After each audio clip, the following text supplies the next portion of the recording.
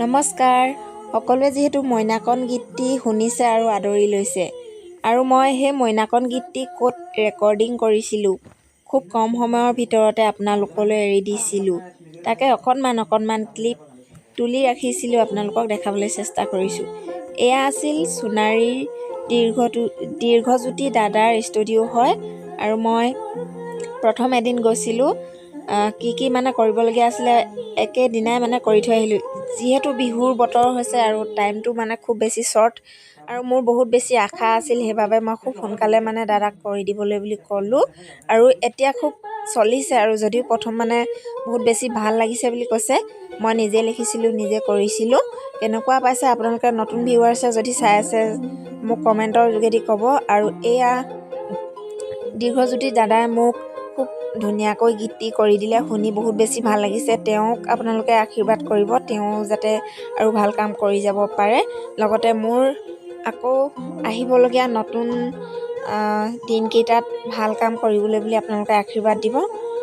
বাকী যি কি নহওক, আপোনালোকে মই কেনেকৈ কৰিছিলোঁনো ভিডিঅ'বিলাক মানে গান ৰেকৰ্ডিং, তাকে অকণমান দেখাবলৈ চেষ্টা কৰিছোঁ। চাই থাকিব আপোনালোকে, স্কিপ নকৰিব। হৈছে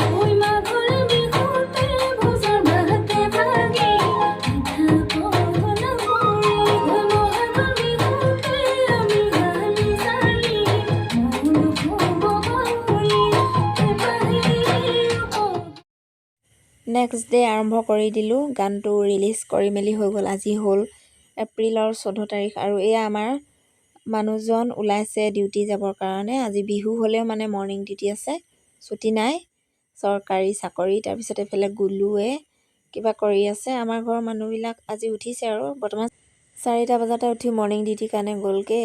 আৰু আমি খোজকাঢ়িবলৈ বুলি আহিলোঁ অকণমান।